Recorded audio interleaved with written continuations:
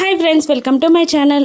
రామ్మూర్తి బాగి ఇద్దరు సరస్వతి మేడం కోసం బాగా వెతుకుతారు. కానీ పాపం బాగి శ్రమ వృధా అయిపోతుంది.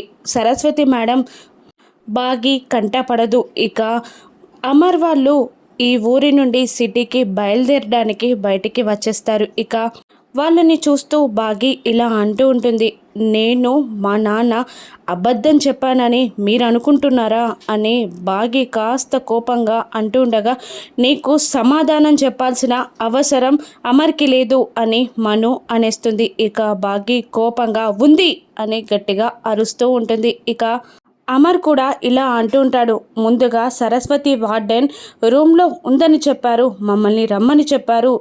కానీ మనం అక్కడికి వెళ్ళేసరికి అక్కడ వార్డెన్ లేదు అంటే ఏమైనట్టు?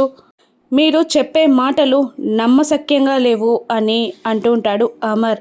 ఇక బాగి కోపంగా ఇలా అంటూ ఉంటుంది, ఎవరు నమ్మినా నమ్మకపోయినా నాకు మా నాన్నగారికి అబద్ధం చెప్పాల్సిన అవసరం లేదు అని అంటూ ఉంటుంది బాగి. ఇక అమర్ కోపంగా రాథోడ్ కార్తీ అని అంటూ ఉంటాడు. రాథోడ్ కార్తీయగానే పిల్లలు మనోహరి అమర్ అందరూ కార్ వెక్కి వెళ్ళిపోతూ ఉంటారు. ఇక రామ్మూర్తి ఇలా అంటూ ఉంటాడు బాగిని, అమ్మ నువ్వు వెళ్ళమ్మా, నువ్వు కూడా బాబుగారితో వెళ్ళమ్మా అని రామ్మూర్తి బాగిని అంటూ ఉండగా బాగి సైలెంట్గా ఉండిపోతుంది అమర్ రమ్మనకపోవడంతో. ఇక అమర్ కూడా మనసులో ఏదో ఒక చోట బాధగా అక్కడి నుండి బయలుదేరుతాడు. ఇక బాగి మళ్ళీ అమర్ దగ్గరికి ఎలా చేరుతుంది?